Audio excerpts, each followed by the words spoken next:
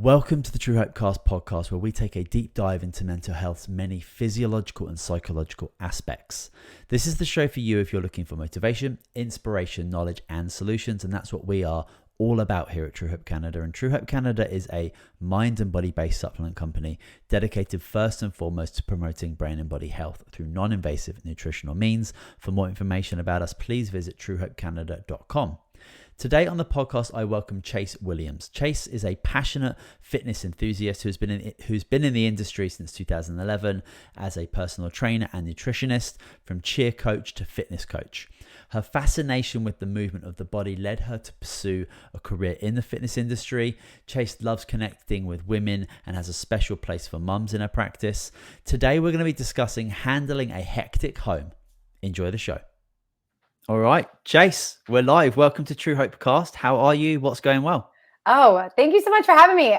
Things are well here. I'm in Houston, 80 degrees right now currently, and wonderful. Absolutely wonderful. Yeah, we just had a brief chat about that. I think this is probably going to go out in like June or July when the weather is lovely. But right now we're recording this. It's February 23rd. It's minus 14 where I am, and I'm hearing about 80 degrees. So we can move on from the weather. That's great. I'm glad that you're happy. That's wonderful.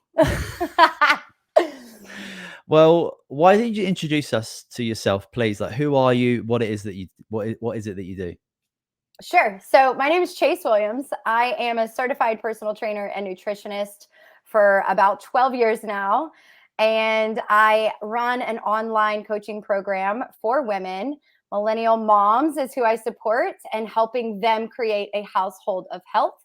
And I am also a mom of 3 girls, and we homeschool, run my own business, all the things, bells and whistles. So that is a little bit about what I do. So millennial mums, that's interesting. So what's the key problem that demographic has that you're offering a solution to?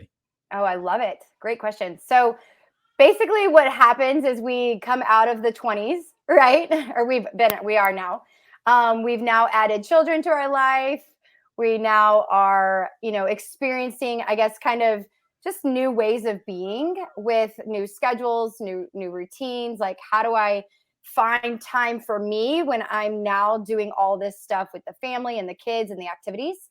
And so through that, what my program then supports them on is helping them make sure that they as a mom are looking at food, movement, their nutrition in a way that they're able to pass that down onto their kids. And so creating that ripple effect of just generations of health and wealth, and just the magnitude of being a healthy household. So then their children are not going down the road having the same diet culture or mental frustrations with food, or just thinking carbs are bad. And so it really just supports them as women, as moms, being able to live in this new world of being a mom and all the changes of schedules, and now being able to look at eating well and food and movement in a new way that is able to pass down in a healthy way to their children. Beautiful. Yeah, that hereditary genetic piece is obviously very important, but like those habits that we also pass down, without question, even more valuable or invaluable to our kids in regards to like what they're going to inherit from us. So that's an amazing piece. Thank you. I have a question in regards to your experience as a mum and your experience of working with loads of different mums. There's an interesting balance between obviously resting and not doing anything after the actual birth. But then, like, when do you get up and start moving again? Because I think about, like, I always go back to like our original like cultures and communities when we're like, like tens of us or hundreds of us in small communities, living out in the forest or whatever. There wouldn't be time to like be on your own and not doing anything for, let's say, a year or 6 months or even a month. Like, it's like you'd have your child, you recover, obviously enjoy that whole process, but like you wouldn't have the comfort and the the time to be able to like just sit around in your cave or in your forest or whatever. You're a part of the community. You've got jobs to do. You've got responsibilities. You've got this new added responsibility.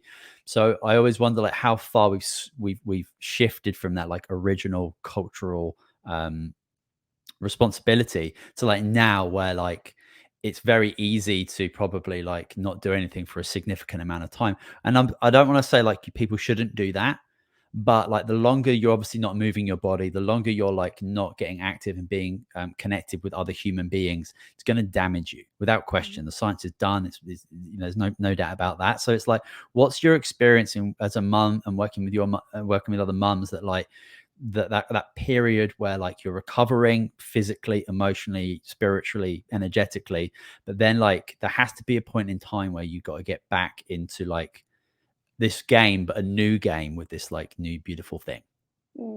I love it. So I think there's kind of two buckets in that space, because bucket number one is like, okay, health, nutrition, all of that. And then I think there's a conversation around what culturally now we're all adapted, or what culture tells us to do, right? Like, so I think there's two different conversations there.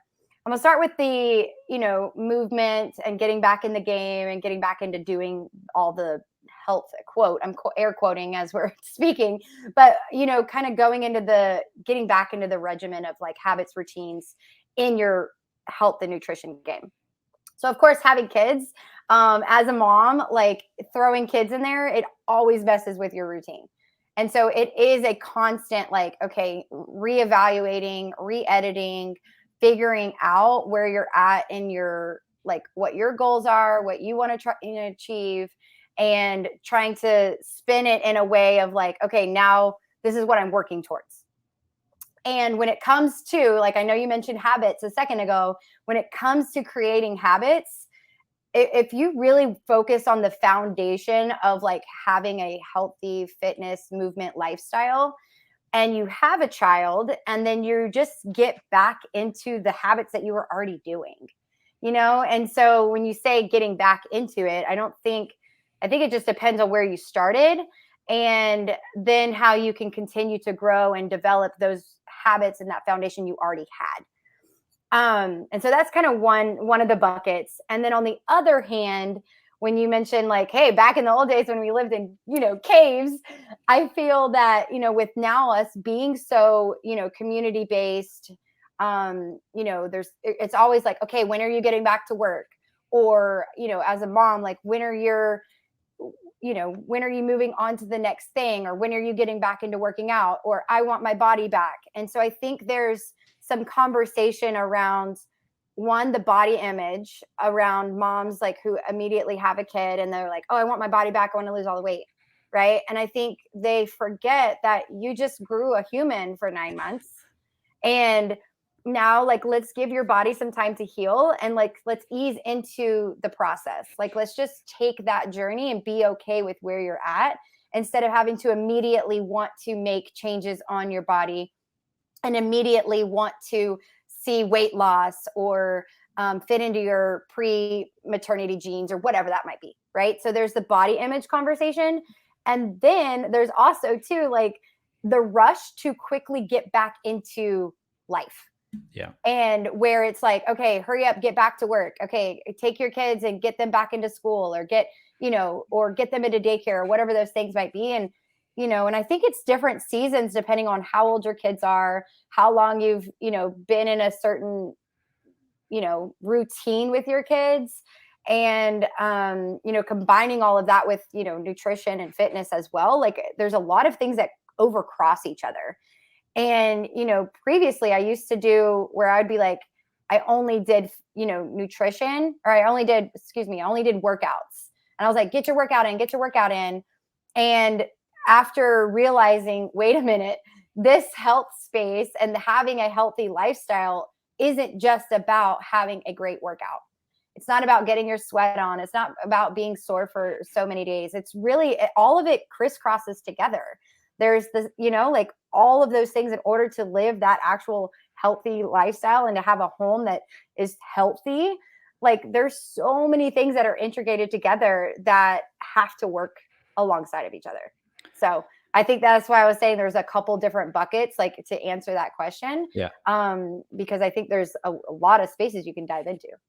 No, I think that's a great answer. And I just as you were talking there, it makes me think that obviously the hormonal complexities of actually just being a woman is actually quite amazing. But like having, having a child, obviously the flood of biochemistry that happens during that process, and then the down regulation of all that, it's quite fascinating. And it certainly takes time to recover from that, to balance. And it makes me think that like a lot of most women should probably be like doing some sort of like emotional workouts to start with, like these hormonal regulation workouts that would primarily be like maybe meditative based, or just sitting and just laying and just like connecting your mind and body about like what's happened, rather than just like going straight into like a workout space where we're traditionally like, trying to put force and pressure on our muscle groups to break them down to grow them again. That's another hormonal process, but it's very, very different. Like your body is never going to be the same. Your body is completely different. Like, and you have to be able to like recalibrate that to get back to some sort of level of normality. So yeah, like those individuals who are able to like get back in the gym and do their like CrossFit like 3 days after having a child, like first of all, that's incredible. But I'm like, I think there's maybe some emotional, psychological stuff there that like maybe needs to be like have some attention put on it, because it's such a, even just as a father and watching my two kids coming into the world, like I had to do a lot of like emotional regulation after that whole process, like watching my wife go through this experience and my kids coming into the world and under quite wild circumstances. There's so much energy that's like in the room, in the whole environment, and that it gets stored up and put in you, right? And if you're somebody that's not very good at maybe expressing your emotions or having an outlet for them, then you have a habit of storing them very subconsciously, so they're in your body, and that can certainly turn out to become pain or disease in the forefront. So like I just imagine like it'd be so good to have some sort of like emotional workout hormone balance program for women who've just had kids. I have to agree. And I think too, like even just being a mom or even being a father, like there is a lot that goes into emotionally supporting kids. Because I mean, I think about it, I have three, as I said, I have three little girls and they're 7 and younger right now. But I know as a mom, being able to show up for them emotionally, because I have done some, emotional work, and I do practice meditation, and I do pray, and I do all these things. And so as I go through, being able to support them, the more emotionally sound and grounded that I am as a mom, I am then able to support them on how their emotions are and how they're feeling, and being able to kind of, I guess you could say, like dance a little bit, like dancing in the emotions, because if they're having a hard time, you're able to be more of that, consulting and supportive heart, and like emotionally calm. Whereas, if you let those emotions continue to build up and get like so intense, you're kind of doing more damage than good, for your children, because you're then responding out of anger, or you're responding out of like frustration, when it's like, wait, no, like I, as a human, me and you, like being a mom and a dad or whatever, like we are in control of our own emotions. No one else can control our own emotions. No one has that power over us. Like we are the ones that can regulate that. And as you said, like as a mom, being able to, even coming off of childbirth or even bringing kids into the world, there's a lot that happens emotionally and physically. And to be able to step into being able to shift with your kids as different seasons come in, with them changing and growing and learning and developmentally and all of that, like, man, emotions are a big conversation.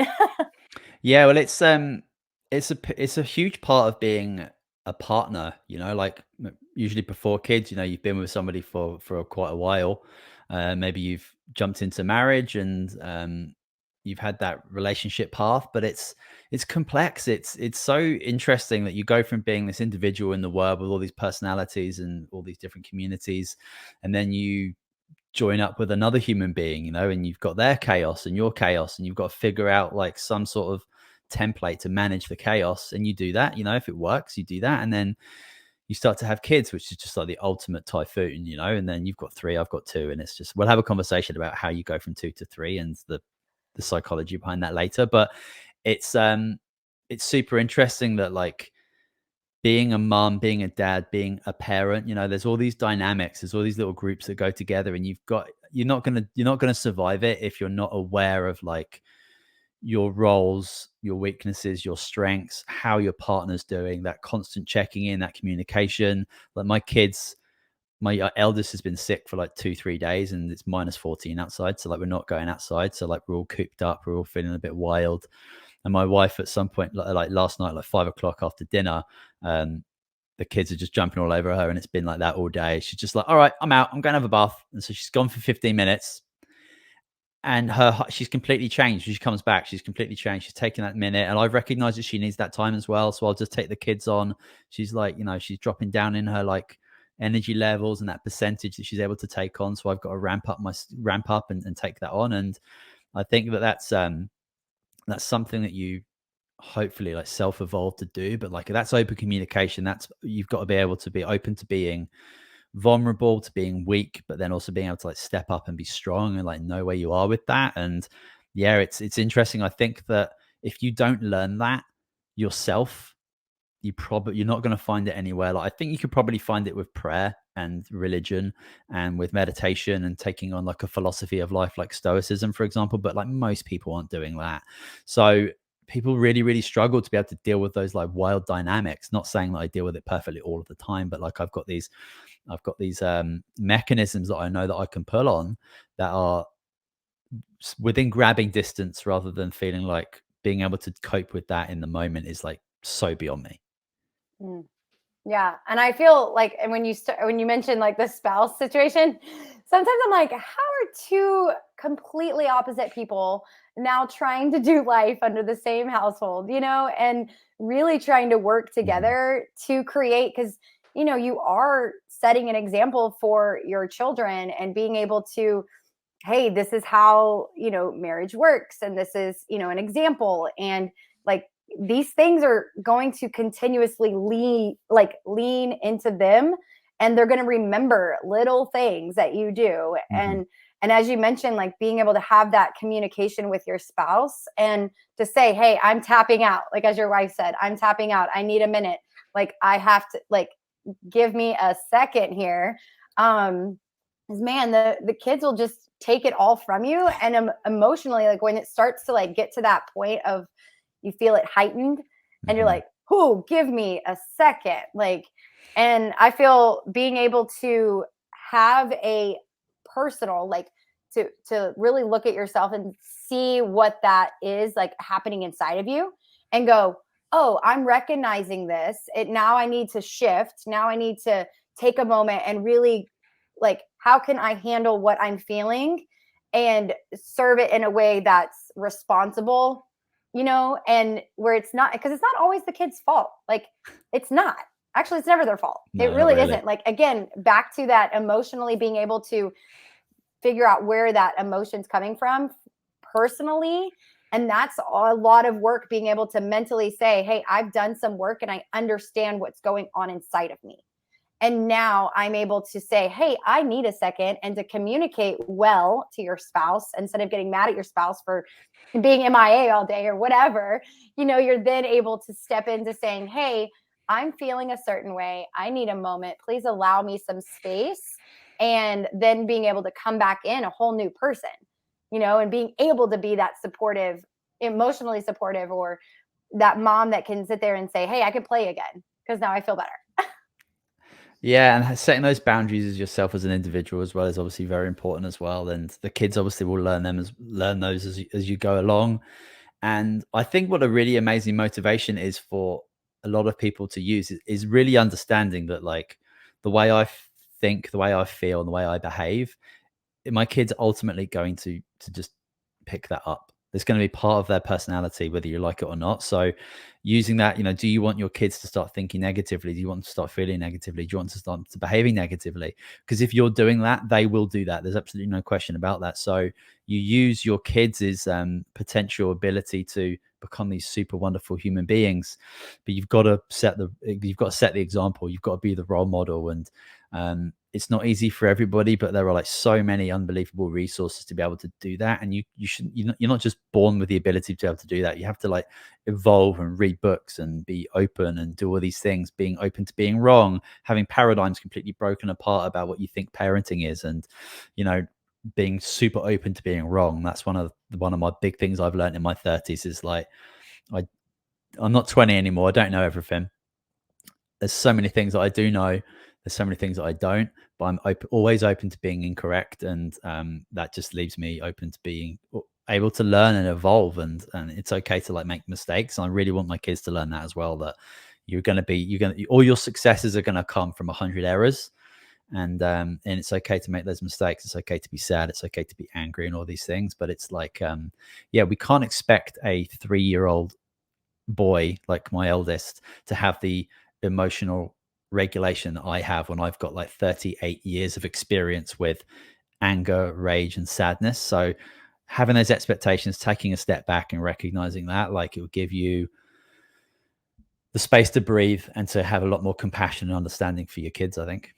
Oh, for sure. And I love how you mentioned being able to be in a space of constantly wanting to being open to growing, open to learning more, open to saying, hey, I messed up there and that's okay. And I'll take as an example, like I tell a little mini story. So this morning, I'm actually going to share what happened this morning. So I was at that point, where you feel those emotions being super heavy. And as my husband went and had a moment to himself, I then was like running around, like putting everything together for the kids. And then all of a sudden I was like super frustrated that I was doing it all by myself in that moment. And I felt really like aggravated and a slight anger. And I was kind of mad at my husband, but then I was also kind of mad at myself. And the kids weren't really listening. And so you go through feeling those feelings and that tension starts to come. But then I quickly, as soon as my husband came back in the room, I got the kids in the car and I came in and I re-apologized and kind of just said, hey, I just want to acknowledge how I'm feeling. This is where I'm coming from. This is why I'm feeling this way. And I know that you too feel this way at times. It's just we both feel that same feeling about different stuff, and then I was a little upset. And so I got in the car and my 7-year-old came and just hugged me because I've got tears rolling down my face. And she came and just hugged me and put her arm around my shoulder and was rubbing my shoulder. And then she kissed me on the cheek. And I'm telling that story because that right there, it just shows that you don't have to cover up the emotion. You don't have to hide from it. And being aware of where that emotion came from, have a conversation about the emotion. And then that teaches those kids like that healthy space to say, it's okay to be sad. And how do I handle that sadness? And how do I handle the anger? And helping them also too, like it is a ripple effect. And you mentioned it a second ago, like they will learn from what we do. We are a constant, they just watch us and they'll just take it all. Like I even hear my kids doing I grunt sometimes. I go, ugh, like that. And you hear my 1-year-old, I have a 1-year-old too. And she was in the bathroom this morning going, ugh. And I'm like, oh geez, like I need to really work on that. That's so funny. Yeah. Like they've already got the genetics set up, right? They just need some more cues in the real world and they're just going to pick it up. That's super funny. Thanks for sharing that. That was awesome. I love the personal side of these stories. And yeah, it's just like, things just boil up at some point, but feeling that, like, you want to teach your kids to feel, and be connected to those emotions. Because you said, like, I think we've been taught, I think emotions has been massively misunderstood in regards to like they're things that just like happen to us and we don't have any control over them. Nothing could be further from the truth. We have neurological pathways that lead to chemicals release, which, end up turning into like an emotion, emotion being like the end product of an experience. And you've got so much power in regards to like how you're doing that and like what you're feeling even within the moment. And once you can do that, like you can actually choose to like feel happiness and joy and love and gratitude like 99% of the day. And when you do that, like, life's amazing. All the stuff that you ever wanted comes to you, and life just seems like a breeze for a lot for you. But yeah, it's true. It's true. I want to get into some more practical tips, because that was awesome. We just did 23 minutes of beautiful stuff, gone through none of the questions I was going to ask you, but that's fine. That's the way podcasts work, and that's why they're great. But I want to ask you, like, how can parents stay consistent with like moving their bodies, not necessarily with like big, strong, hour-long like workouts, but how can they start consistently moving their bodies? So this could be like parents who have got like a new baby, or like in your case where you've got like, you know, older but still younger kids, and you've got your routine set up. Because I didn't go into the gym for 14, 15 months after my first kid. We did lots of walking around for sure, but like I wasn't like using my body the way that I was like used to doing it. And obviously habits get thrown out of the window, but like I'm sure the pandemic and working from home and people being at home having to think outside of the box and rearrange their relationship with time, that they've discovered new ways of doing it. So, but like, can you give me some practical ways that people can start like moving their bodies like right now as parents? For sure. So this is one of my favorite topics, because it always just depends on where you're at. And I tell my clients too, like when with the women inside of my coaching program, is everyone starts somewhere, and taking where you are and just every single week just being 1% better, right? And just do a little bit at a time. And so to answer your question, it doesn't have to be from 0 to 100. It really is taking and just evaluating where you are currently, and then just increasing it just a little bit. And when you add children to your regimen or to your life, get them involved. Mm-hmm. Like it doesn't have to be like, I can't work out because I have kids, or I can't go on a walk because of the kids, or this happened. No, I'm like, involve them, get them involved. Like, go on the walk with the kids, like schedule that in somehow. Like, you know, when they get a little crazy, as you mentioned, like the evening or the afternoon where they're just like antsy, like just go for a walk. And maybe one day it starts with, hey, we just made it to the stop sign and then came back. Or then it's like, okay, we made it to the stop sign plus 5 houses, you know, and now you've got a little bit further of a distance and the kids didn't get as crazy this time. And so then they just start to realize, you know, that one, the kids get adjusted to what the routine is. And then so do you. Like, then they're not as crazy. They're able to be like, oh, well, at 4:00 every day, we go on a walk. Perfect. Like, they just know that it's something that you do.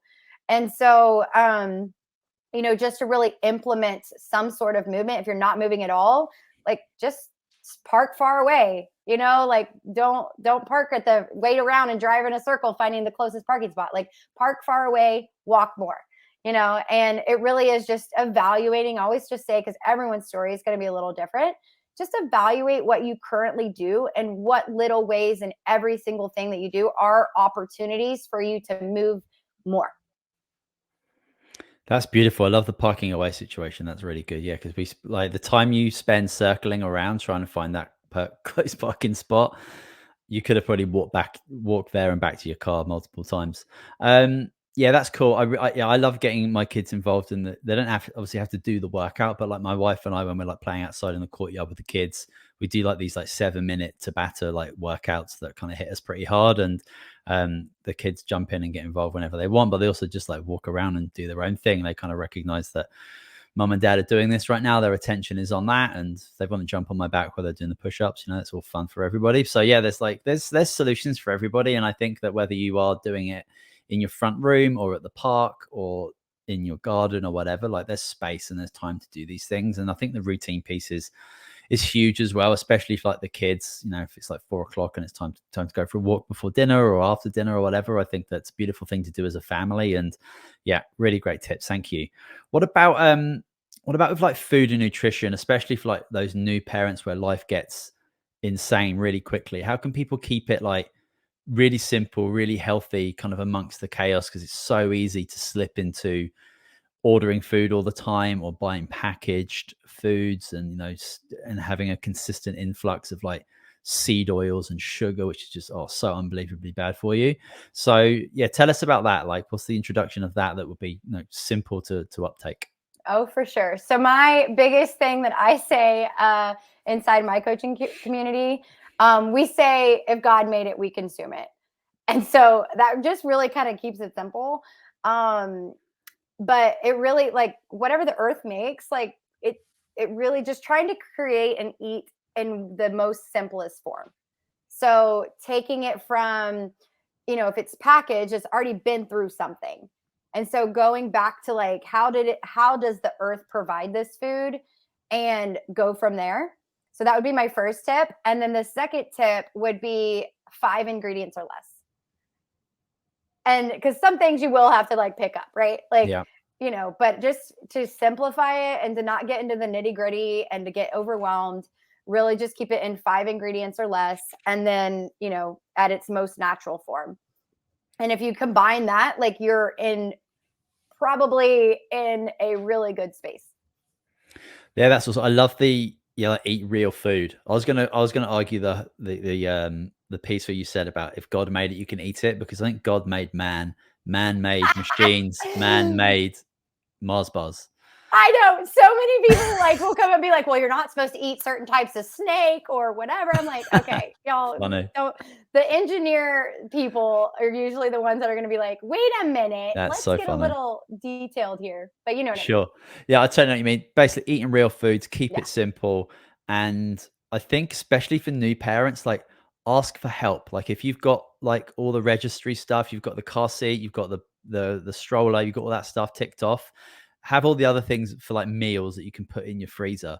Like, get, like, your grandma or whatever to, like, cook as many shepherd's pies or cottage pies or whatever in the meat in your freezer as possible, and have that have it taken off your case. So you don't have to want to worry about having to think about lunch and dinner every single day. If you can just whip something out of the freezer and get that in the oven as soon as you can, like, that's a massive saver. I was very, very fortunate we had that with our first kid. People just kept bringing us food. It was awesome. Yeah. It was like, I was eating the healthiest I've ever had, and my grocery bill was the cheapest it's ever been. You're like, can we have more kids so we can get food brought to us? That's good. That's good. Are there any other, like, key factors you think that we can take into account to, like, help ourselves, help our families avoid slipping into, like, unhealthy habits, whether that is around food, whether it is around movement?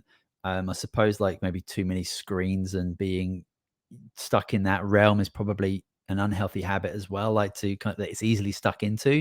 So any other, like, tips that you've got for us? Sure. So I think the biggest thing is always just evaluating where you are. I know I kind of touched on that a second ago, but evaluating where you are, having that growth mindset, as you mentioned. And then from there, just in order to create that household of health, really just being okay with not doing it the way you grew up.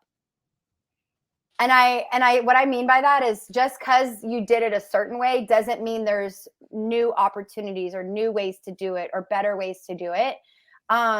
There's always ways to improve. There's always ways that you can kind of step into being a better version of yourself personally. And the more that you're able to improve who you are, the better of a leader that you're going to be in your household. Beautiful. That was real concise. That was real simple. I love that. Um, what do you think people can do to support their mental health through parenting? Massive question, but, like, can you give us some simple things and maybe take us through, like, before baby comes? Because there's, like, so many questions, like, get answered in that area as well, and then, like, when baby comes, and, like, maybe through, like, the first few years. Like, I think the pandemic has taught us, well, if it hasn't taught you something, then I don't know what you've been doing, but um it's taught us without question that, like, isolating yourself and being separate from other human beings is, like, the quickest way to depression and mental health issues and suicide. Like, it's so apparent, and it's super sad, and we are really struggling with the aftermath of massively mishandling that part of the process, right? Um, so, and then you throw parenting into it. Like, so many people have had kids in the last few years. You're stuck at home isolated. What are you going to do? So, like, what do you think people can do to really support their mental health through, like, specifically parenting and trying to avoid those lessons we've learned from COVID? Mm, that's deep, actually. I think when it comes to mental health and adjusting how you, I, I, I really think it's going to be part of just continuing to keep people around you. Like I am a true believer in community, and the more people you have around you to support you, the better off you're going to be. And I also feel that that's a supportive space for your mindset. But then as you outgrow people around you, be okay like letting them go. Be okay like, hey, I think it's time for me to develop a new relationships or find new relationships. And the more that you're able to spend time in community, the more people are able to love you and support you and encourage you and even challenge you, because the more that you're able to be challenged, like I know I'm thankful for people in my life that are going to like stand up to me and say, hey, what are you doing? Like that doesn't really align with like what your values are or whatever. And just being able to be in community with other people is going to help you out mindset wise ultimately. But and I think when it comes to parenting, as you know, like we've already kind of touched on some of these things, like it's such a ripple effect.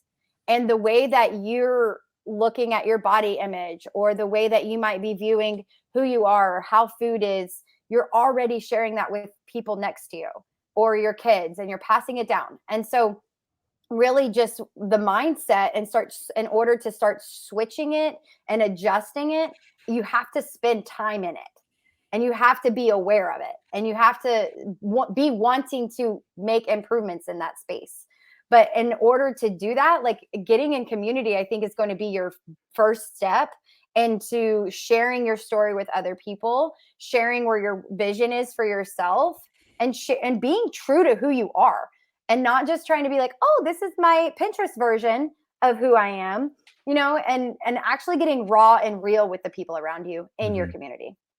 Yeah, I think communing and becoming part of your communities is something we've definitely learned over the last few years, that it's something massively missing from everybody. And we've unfortunately lost so many people to that lack of understanding of that, the lack of maybe it being out of reach for a lot of people. And we know that people who get depressed, people get anxious, people who've got like deep psychological disorders, they revert to isolation, and that leads to very dark outcomes. And yeah, again, like I always think about like ancient communities, like tribal communities that still do exist today, like how they treat themselves of individuals and being a collective and being a part of this big group. So powerful. It creates such responsibility. It creates a place in the group. And that's what so many people are just, especially young people, just lacking responsibility, lacking something that they're really passionate about, and being told that they can do it. Saying they thought they can do amazing things, and like we don't have that in our Western culture whatsoever. My wife and I, like, we do like a movie night once a week, and last night we watched Tarzan. And the last kind of scene, right, is Tarzan with his like tribal buddies sitting on this beautiful hill, and you kind of figure out that he's waiting for his baby to be born, and the baby comes out of this like beautiful hut, and it's like every single woman in the village is like 100 women, and one of them's carrying the baby, and every single one of them is just like dancing around in just absolute joy. And I just like, oh my gosh, like that kid's coming to the world properly. Like, do you know what I mean? And it's just like that was the best part of the movie. It's the last minute. It's a very average movie. I wouldn't recommend it. But that last scene is really, really cool, because it's like that still happens in very like indigenous places without question, like around the world. And that's kind of like how it's supposed to be. And we've gone so far off that, especially with like the actual birthing of children. But like day one, and then like 50 years later, like we're still getting things wrong when it comes to community and being together, and trying to get to know your neighbor. And it's a massive, massive problem.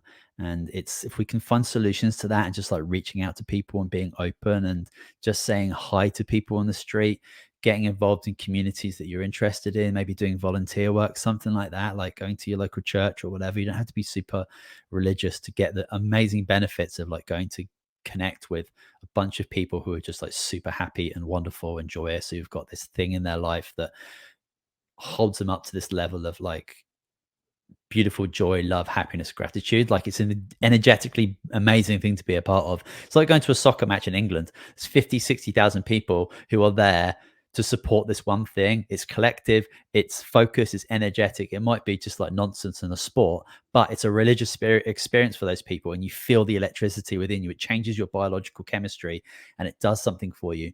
That's the power of community. And it's in your grasp wherever you are in the world, wherever you are listening to this. It's available to you, and I guarantee you other human beings want to be with other human beings, and they want to connect with your victories, and they want to be a part of your let's not say failures, but they want to be part of the negative parts of being a human being, because we can all connect with those. I think you nailed that one. Yes. Yeah, I have to agree how important the culture, or how important community is, and the support that you get from just people in your own space. Absolutely. Well, that was an amazing 40 minutes, Chase. I'm so glad that we connected and that we had this conversation. Can you let us know how people can connect with you, and maybe even ask questions if they need to? Is there a place to do that? Oh, for sure. You guys can definitely follow me on Instagram, ChaseLynn252. You'll see all the things and concerns to health, fitness, mommyhood, all of that kind of stuff. And then also too, you can jump into my website, ChaseLynnWilliams.com. Amazing. Well, I'll make sure that those links are connected in the show notes so people can connect with you. But Chase, again, thank you so much for coming on to True Hope Cast. I really appreciate your time today. That was super valuable. Thank you so much.